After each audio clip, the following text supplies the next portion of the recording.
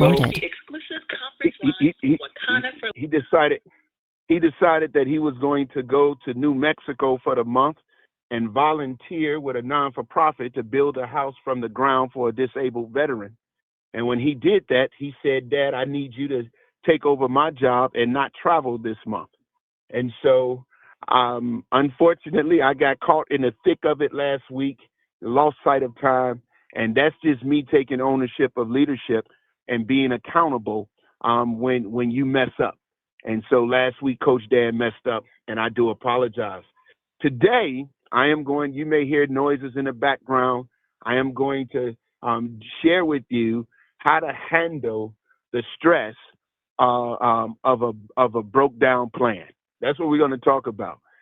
Because the truth of the matter is, many of us in life, we plan. We plan, we have plans, and all of those type of things. But then there's a challenge. But then what happens when the plan don't go the way it's supposed to go? There's a lot of emotions that take place.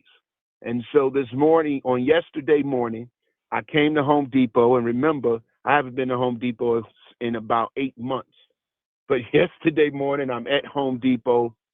I meet with all of the top level management, and I say to them, we're about to start building 3 houses. Well, not building, redeveloping 3 houses at one time. And if I do this order with you, because they've been courting, they want to keep the business. I said, if I do this with you, I need you to provide a truck. I need you to have everything ready by 7 a.m. I have an 8 o'clock call. I have an 8:30 meeting. I have a 9, and I gave them my schedule. I said, so I need you to have it all done. I will have 2 guys on site, by which I pay nearly $50 an hour for, and they will be waiting. And so that was the ask. I said, so before you take my money, I need to make certain that you're able to execute. And the store managers put me in the hands of the assistant manager. The assistant manager said he will personally take care of it. And so I get to Home Depot at 5:45, at 6:45 this morning. My team is here. We're ready, and nothing is done, and they don't have a truck. And everybody's scrambling. And the store manager the assistant manager made all of the promises, he doesn't seem to be too sorrowful. So what kind of emotions do y'all think Coach Dan, we're going to say Coach Dan, went through? Number one, I went through immediately an emotion of frustration and aggravation because my time is my most valuable asset. Number two, I went through an emotion not of panic, but of scrambling to see what can I do now. And then number three, I went through the mindset. I shifted from my emotions to a mindset. Because when you get stuck, so while I was in my emotions, how I was communicating to personnel, to the store manager, all of those things was not the best presentation. I was respectful, but it wasn't the best presentation, nor was it the best energy in an already intense situation. Y'all catch this. I'm going somewhere with it. But I was communicating out of the essence of my emotions. And whenever you communicate out of your raw emotions, your communication could misrepresent your character. Your communication could misrepresent your intention. Your communication could actually cause more harm than good. And so I had to begin to quickly check myself and realize that I was communicating out of the frustration, out of my and aggravation of my emotions. So then I had to move to a mindset shift and begin to communicate. Now, once you move to the mindset, what mindset should you have? The one mindset was just say, forget it, call the guys that's on site, let them know we're going to have delays, take all of the business, tell them refund my money, this, that, and the other. That's not going to work because it's not going to get the job done.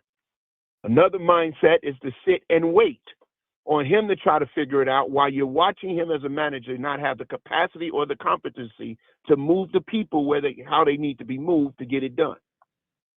The last mindset is take a deep breath, relax, think through it, get it done, and help them get it done. And that was the mindset we decided to take. So I began to adjust how I was communicating. I put my guys to work. I helped them pull the things that need to be pulled. I helped the manager move traffic to get things done at the same time because he's trying to do things one at a time. And then then they said they didn't have the stuff. I went and found the stuff. And I said, it's a shame the customer got to find the stuff when the manager and all the personnel say they can't. And that was my communication. And that was how we got it done. So now as I sit in the truck right now, they're loading everything up. We'll get to the job site. I'm on the call with you, but it's only because I could have even canceled this call and said, Miss Phyllis, when Miss Phyllis called me, she heard me pulling material 15 minutes before the call in Home Depot, but I gave her my word I will be on. What we have to learn in business and what we have to learn in life is that everything is not going to go as planned. Your goals, you could put your best efforts. You could use all of the techniques and all of the strategies, but you have to realize that there's always something. Unless you're doing it 100% on your own and you can't grow that way, you can't scale that way, you can't prosper that way. You have to always consider the third party factor. So y'all should write that down. There will always be a third party factor that has the potential to cause problems to your plan. You got to understand that. So when you understand it, when the third party factor happens, you must have a mindset that says at the end of the day, we got to get this done. Now, am I going to have a post meeting? Absolutely, I'm going to have a post meeting. Are we going to discuss it? Yes. Are they going to compensate me for my time? Absolutely, they will, or they'll lose the hundreds of thousands of dollars of business that they get from me on an annual basis. However, in the moment, you cannot panic. So 3 things that I want you to do when you are encountering a problem because something is not going as planned. The first thing I want you to do is relax. Breathe. Take a moment and breathe. During this process, I did just that. I called a colleague of mine, said, I need a moment of prayer, and they began to pray. They began to pray. While I was pulling, they were praying. So I don't know what your relaxation could be. Mine is pray. That helps to temper my temperament. That's number 1, relax. Number 2, reset. What does that look like? What does resetting look like? You are resetting your emotions. Reset your emotions to get it back level. And you can feel when your emotions are running high. You can feel when your emotions is starting to take control over rational thinking. So you got to relax. You got to reset. And then number 3, I want you to recover. And what are you recovering? You're recovering the mindset that is necessary to get the job done. You're going back to what the initial intent is.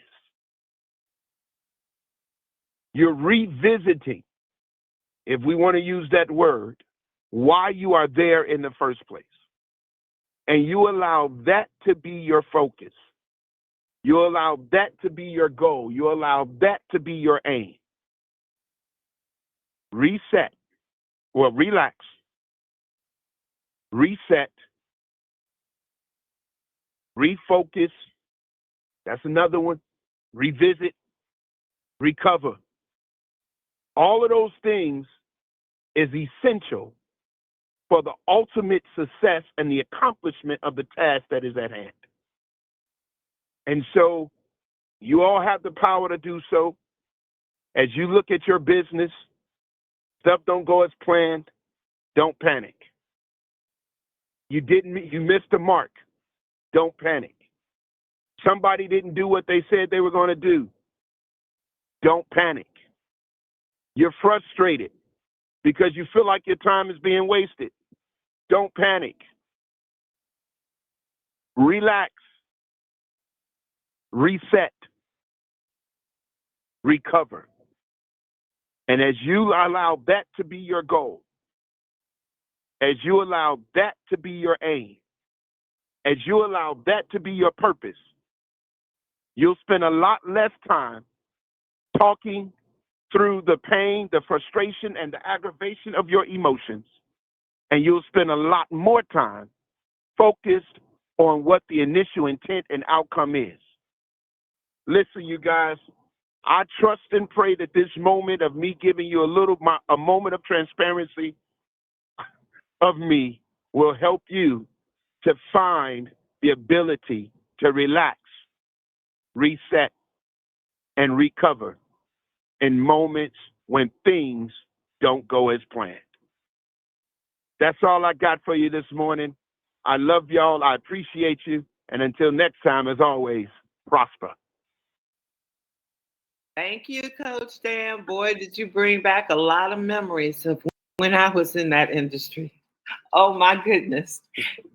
People can stop your whole show, but you're right. You can't lose it. You got to keep on making it happen.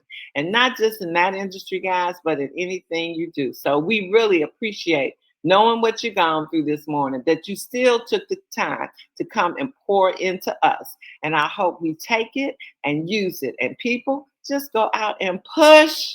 See you back here in the morning with Dr. Roz. Bye now. Bye. Thanks, Coach Dan.